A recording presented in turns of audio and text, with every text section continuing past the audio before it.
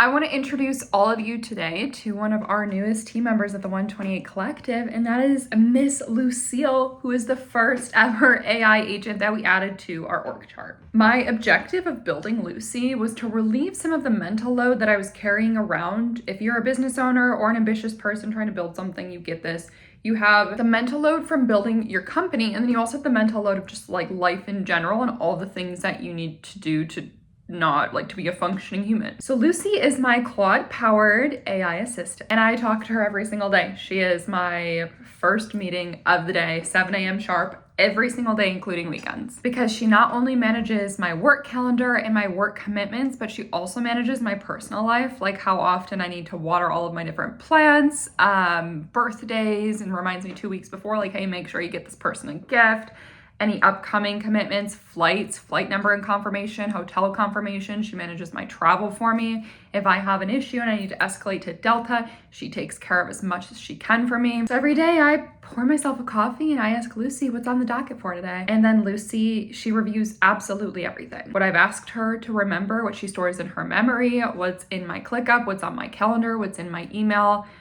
Pretty much any tool I have connected, she's gonna go in there and she's gonna try to figure out what's on the docket for the day. And then she'll review it and she'll be like, hey, you need to be in Mount Pleasant at the Harbor Entrepreneur Center at 9 a.m. today. However, there was a crash and right now it's gonna be an hour and 45-minute drive. Do you want to reschedule, or do you want to skip your run this morning, move it to tomorrow, and leave early? So those are the things that I have her do. I have her check the weather. I have her check certain traffic things. And she's just like constantly one step ahead of where I need to be, which is exactly what I need. So today I'm going to teach all of you how to build one of these for yourselves. We're going to take it slow and step by step. And the only thing that you will need is a Claude Pro subscription. And it is the best $20 a month that I spend. Step one, we need to talk about a quick mindset shift, because some of you have already clicked off. Some of you are considering clicking off right now. Yeah, we're talking about building an AI agent that you're going to outsource work to. That is uncomfortable. Let's just call it what it is. You have to think about this as if you are onboarding a new hire. A lot of what we do is going to be best practices for onboarding a new W-2 employee. Your agent needs a job description, they need a style guide, they need access to the right systems to do their job, and they need a written history of the role. So there's three main components we're going to talk through. The first is your prompt, which is really just the job description, what you want your assistant to do for you. The second is a memory file. So it's like everything that you need this assistant to track. And the third is tool access. So if you want it to go into your PM tool, into your calendar, into your Delta account, it can't access your Delta account. But like if you want it to go into an email where, Delta forwards you confirmations and pull from there, these are all things that's going to need access to be able to do that job correctly. So then we can get into the fun part of building it. So step two is we need to pick an identity and a character. Who is your assistant? What are their personality traits? I want you to think about, in your ideal world, if you were going to have a human assistant, what would interacting with them be like? Are they short and to the point? Are they cursing? Are they kind of self-deprecating and funny? Are they just really businesslike and professional? Are they really woo-woo and creative? Are they really religious? Do they talk in Gen Z terms? You want to think through all of this because you want to be able to enjoy. You're going to be conversating with this agent quite a bit, and you want it to feel natural. And then you also, as part of this step, want to write a list of things it should never do. So something that I explicitly told Lucy was never speak to me in a patronizing tone. Try to avoid using filler words. Don't force enthusiasm. I don't like forced enthusiasm. All right, step three, we are going to set the ground rules with this agent. This is very important. AI accuracy improves from constraints. So a very easy example of mine is for my calendar, I use Google Calendar, and Lucy likes to default to pulling to Apple Calendar. So I had to give her a very clear constraint. Never ever try to pull from Apple Calendar, only pull from Google Calendar. That wasn't Lucy's fault that she was defaulting to Apple Calendar. I needed to give her the constraint for her to be able to perform her job accurately. So do you see how this kind of relates to onboarding a human employee? It's all interconnected, guys. Step four, we're going to define the protocols for your agent. So this is thinking through how you might interact with this person on the daily. What do you want your assistant to cover? You need to come up with a defined scope. For me, we do a morning and an evening briefing of like, okay, what's the lay of the land for today? And then, all right, what are there loose ends from today? Is it something I can knock out this evening? Or is these things that we need to sit down and like delegate or put into tomorrow? tomorrow or a different day. This is the part that can take a little while because you are going to map out the exact the exact steps that you would want a human to take to complete these tasks, and you're going to do it in gross detail. How would they complete the assignment, the scope, in order with the boundaries of that scope very explicitly spelled out? And then you have to pick a key phrase of like, what's gonna trigger it to start doing this task? For me, it's what's the lay of the land, or how did today go?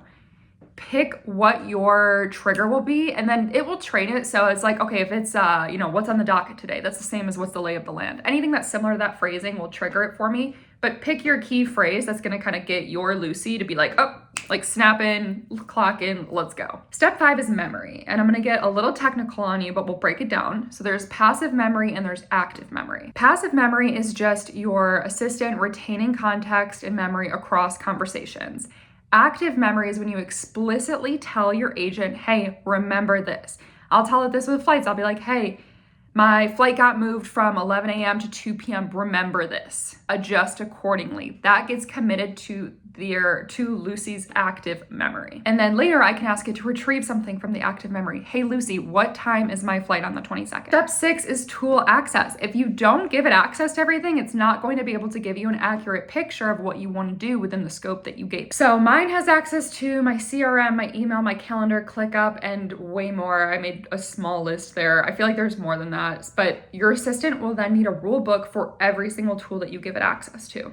For example, I tell it, hey, if you're going to schedule a call on my calendar, because it does schedule and move things on my calendar, anything that's with a client needs to be color-coded navy blue. Anything that's an internal meeting should be color-coded rose. Anything that is wellness, like my workouts, whatever, should be color-coded in just the default. If you put flight info on my calendar, color-code it pink, and always put the confirmation number in the calendar link. Always book 2 hours on either side of a flight to account for any delays or any travel or just settling back in. All of those rules feel tedious, but this is why once you do it once, then you don't have to do it again. Your assistant can just function and be more accurate for you every single time. Step 7 is confirmation. So I prefer to be a human in the loop. So Lucy is built in a way that I have to kind of check her work before we finalize it. So she can't send emails on my behalf, but she can draft them.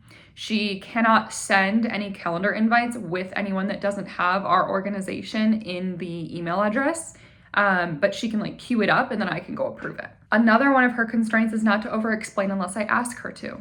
This just kind of burns usage, honestly. And it also gives me the opportunity to correct any misunderstandings between me and Lucy until we just waste a bunch of time and she does a lot of thinking that was kind of going down the wrong path. So to recap how you build your own Lucy: 1, you're gonna write your role. 2, list out 3 to 5 character traits and 3 to 5 anti-character traits. 3, list out your rules. 4, pick your recurring workflow or your scope. Like I said, mine is the morning debrief, and then script it step by step. 5, connect the minimum tools needed for your agent to complete that scope. 6, run it for real and test it out loud. And every single time it makes a connection or it makes a mistake, correct it, because then it will learn, it will commit that learning and that correction to memory. And 7, you're gonna wanna revisit your agent about monthly to just kind of prune any rules that no longer apply, make some updates, just kind of keep her fresh. All right, so with AI, we need a human in the loop, right? So where do you need to be in the loop on this? If it's your assistant, hopefully minimally. Let's talk about where I am a human in the loop with Lucy. Lucy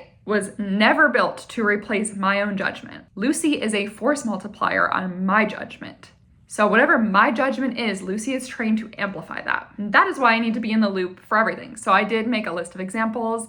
Lucy does not do anything that is irreversible or deals with the company finances. So she doesn't send money, she doesn't sign agreements, she doesn't submit forms. And like I said, she can't send any emails for me.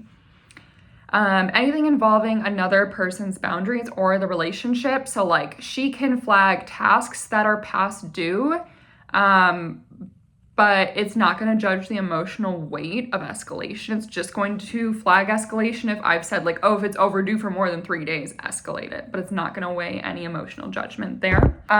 Correcting bad instructions before they compound is something that I'm in the loop for. So Lucy is going to be faithful. She's going to complete everything I've trained her to do. If we start to stray from that, or if something is like, wrong or outdated, it's on me to correct it. Lucy never decides what's actually high leverage. She has the autonomy to make recommendations for me, but at the end of the day, it's up to me to choose my highest leverage tasks for the day. She can't do anything with legal disputes or my health or anything where like the right move is subjective and would depend on somebody's values and their risk tolerance. So really, Lucy can't do anything subjective. She can only work with objective facts. So go build your Claude personal agent, have so much fun, and hopefully what you get is something that reduces the amount of things that you're holding in your head, but then also won't decrease the amount of decisions that require you. Drop any comments down below. Let me know if you want like a screen share walkthrough of how to build this. I'm happy to do it. And let me know what you name your agents.